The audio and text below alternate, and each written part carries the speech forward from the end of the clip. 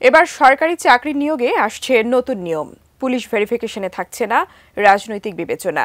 সাধারণত সরকারি, আধা সরকারি কিংবা ব্যাংকে চাকরির জন্য পুলিশ ভেরিফিকেশনের প্রয়োজন পড়ে। এটি বাংলাদেশ পুলিশের অন্যতম একটি সেবা। তবে এর সুযোগ নিয়ে কিছু অসাধু পুলিশ কর্মকর্তা চাকরি প্রার্থীকে হয়রানি করেন বলে অভিযোগ রয়েছে। কোনো কোনো ক্ষেত্রে এই পুলিশ ক্লিয়ারেন্সে আর্থিক লেনদেনের তথ্য আসে গণমাধ্যমের কাছে। কিন্তু এবার এই নিয়মে কিছু পরিবর্তন আসছে। কি সেই পরিবর্তন জানাচ্ছেন এসআই রাজ। চাকরি, পাসপোর্ট কিংবা লাইসেন্সের ক্ষেত্রে আবেদনকারীর প্রদত্ত তথ্যাদি সঠিক আছে কিনা তা পুলিশ কর্তৃক যাচাই করাকে পুলিশ ভেরিফিকেশন বলে। পুলিশ ক্লিয়ারেন্স ছাড়া চাকরিতে চূড়ান্ত নিয়োগ হয় না। এটি চাকরি নিয়োগের একটি পূর্ব শর্ত। আর এই ভেরিফিকেশনে দেখা হয় আবেদনকারীর কয়েকটি বিষয়। তার মধ্যে থাকে চাকরি প্রার্থীর রাজনৈতিক পরিচয় যাচাই করা।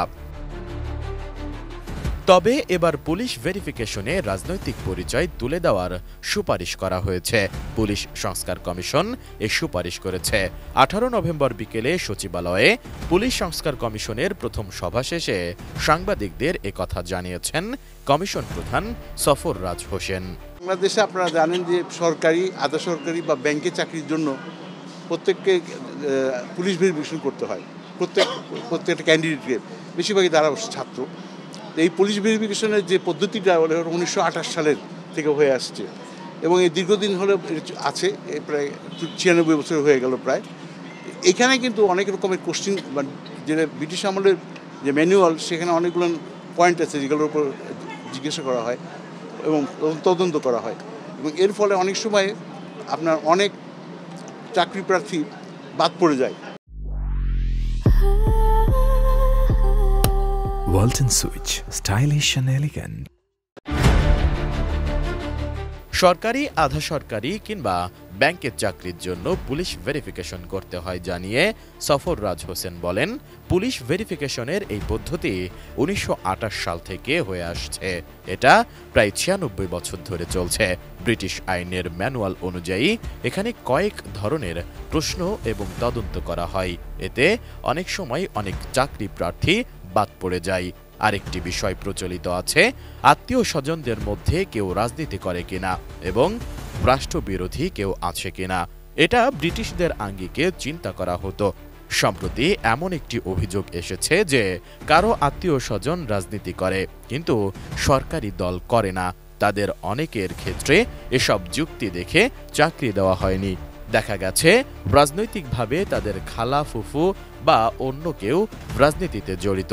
পরিবারের কেউ না হলেও তারা চাকরি থেকে বঞ্চিত হয়েছেন। এই প্রথাকে বাদ দেওয়ার সুপারিশ করা হয়েছে।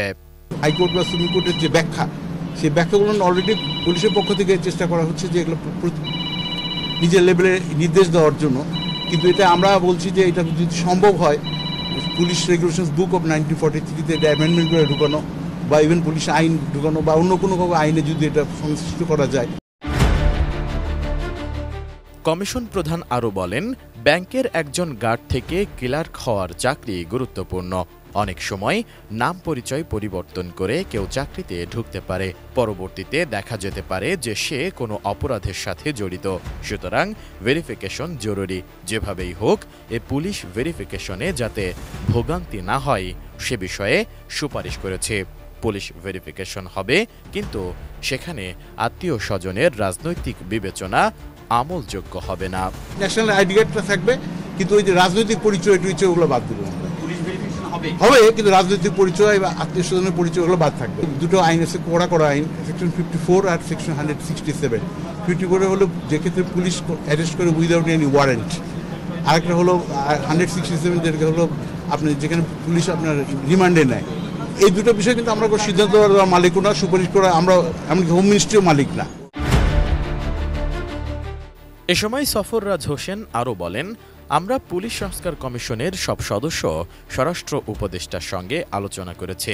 অক্টোবর মাসের 6 তারিখ থেকে আমরা কাজ শুরু করেছি। চলতি বছরের 31 ডিসেম্বর কমিশনে রিপোর্ট দাখিল করার কথা রয়েছে। স্থায়ী ঠিকানায় আবার দেখা হতো যে বাবার নামে সম্পত্তি আছে কিনা, সেটাও নাকি চেক করা হতো। আমরা এটাও চাই না। আমরা বলছি যে সবচেয়ে আমাদের প্রথম 1 নম্বর ডকুমেন্ট হলো ন্যাশনাল আইডি কার্ড, কারণ government already national ID card আইনের মাধ্যমেই এটার পিছনে আইন আছে, back by some law, national ID card. এর আগে পুলিশ বাহিনীর মনোবল বাড়াতে ও কাজের গতি ফেরাতে গত ৩ অক্টোবর সাবেক স্বরাষ্ট্র সচিব সফররাজ হোসেনের নেতৃত্বে পুলিশ সংস্কার কমিশন গঠিত হয়। এসআই রাজ, এটিএন নিউজ, ঢাকা।